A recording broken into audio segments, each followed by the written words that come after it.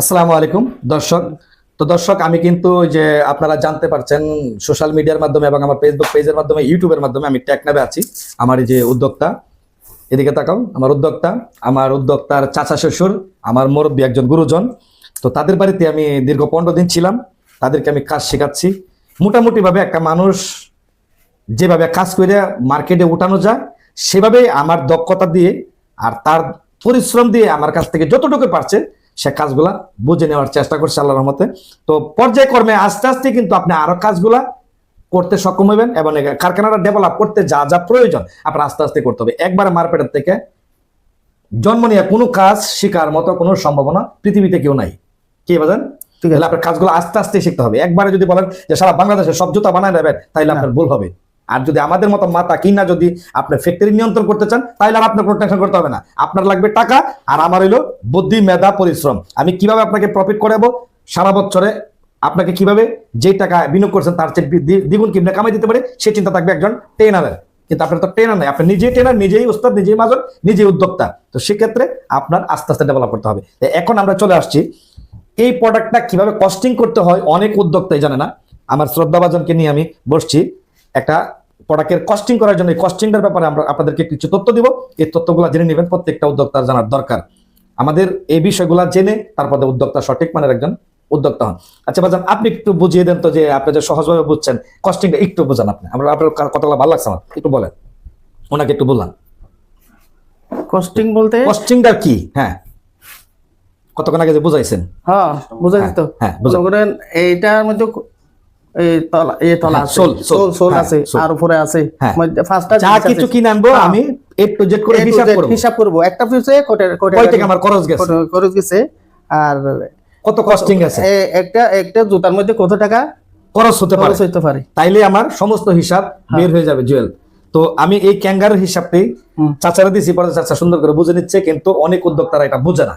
জগা খিচুড়ি করতে থাকে, আমি 50,000 টাকা পুঁজি লাগাইছি, 1 মাস বেড়া বানাবো, দেখি আল্লাহ কয় টাকা প্রফিট হয়, খাইলে কয়টা টাকা। এটা না ব্যবসা। না ব্যবসা করতে হবে যেদিনকে আপনি কাঁচা মাল ঘরে ঢুকাবেন সেদিন থেকে আপনার হিসাব করতে হবে। অবশ্যই আপনার প্রতিটা পুঙ্খানুপুঙ্খ হিসাব ধরবেন যে এটার মধ্যে কয় টাকা আছে। এই হিসাবগুলো আমরা করছি। আমরা প্রথমত এই এক বান্ডিল লাচ্ছি আনছি, লেসের বান্ডিল 47 গজ টাকা এক বান্ডিলে। কোন চোর যদি বলে 50 গজ টাকা, এটা হলো চোর। এবার পার 47 গজ টাকা, 47 গজ যা দিয়ে আনলেন, ধরেন আমি একটা হিসাব করলাম 180 টাকা দাম, 54 জোড়া মাল হয়। 1 লাচি দিয়ে 54 জোড়া মাল হয়। তাহলে আমার আপারের কস্টিং 180 টাকা দেয়া কিনে আনছি, 54 জোড়া হয়, 3 টাকা কস্টিং পড়ে এক জোড়া। তো এখন আমি কাভারিং কিনবো 150 টাকা দেয় 30 mm, কেনার পরে 54 জোড়া আপার হবে। আমার আপারের কস্টিং, কাভারিং এর কস্টিং 3 টাকা। এরপরে আসেন আমার নাক্কা 200 টাকা দিয়ে 120 জোড়া, মানে 10 ডজন হইলে আমি ভাগ করব 200 ভাগ করবো 120 টাকা দিয়ে। আবার আপার নাকা পড়বে পার পিস 1 টাকা। এরপর আসেন 400 টাকা ফাইবার, এই 400 টাকা রেডিমেড ফাইবার 12 জোড়া 400 টাকা, 400 টাকা ভাগ দেন 33 টাকা আটানা, 450 টাকা তলা।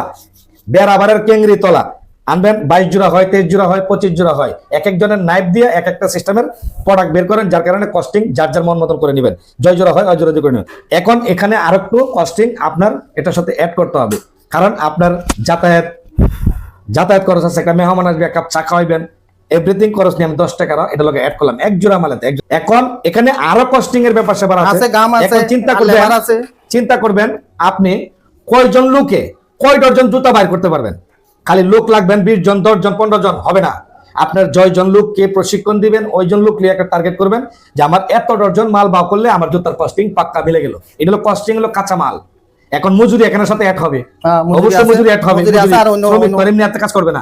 এই হিসাব করে আপনি কাজগুলো করবেন, আল্লাহর রহমতে দেখবেন পার জোড়াতে কিছু না কিছু থাকবে। আপনি পরিশ্রম করলে অবশ্যই বছর শেষে এখান থেকে ভালো একটা ফল পাবেন যদি কস্টিংটা সঠিক করতে পারেন। তো বুঝতে পারছেন এই হিসাবটা? তো দর্শকের ব্যাপারে একটু বলেন, কতটুকু বুঝছেন আপনি একটু যদি বলতেন। বলেন, ক্যামেরার দিকে তাকে একটু বলেন।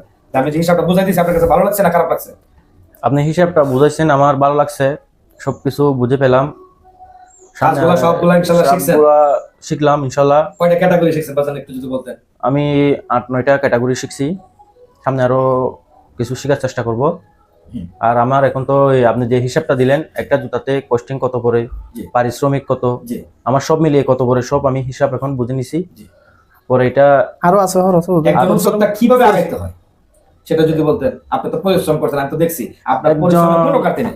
একজন উদ্যোক্তা আগাইতে চাইলে আপনার পরিশ্রম করতে হবে, একটু মেধা খাটাইতে হবে, হ্যাঁ আর তাছাড়া উস্তাদের পরামর্শ নিতে হবে। অবশ্যই তো উস্তাদ তো লাগবেই, জি।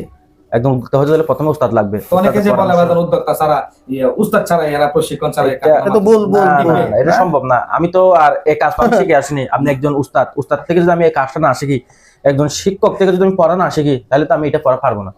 তো আমি যদি একজন উস্তাদ থেকে যদি আমি এই কাজগুলো শিখে নিই, তাহলে ইনশাল্লাহ উস্তাদের দোয়া আমি সামনে আগাইতে পারবো। তো ধন্যবাদ।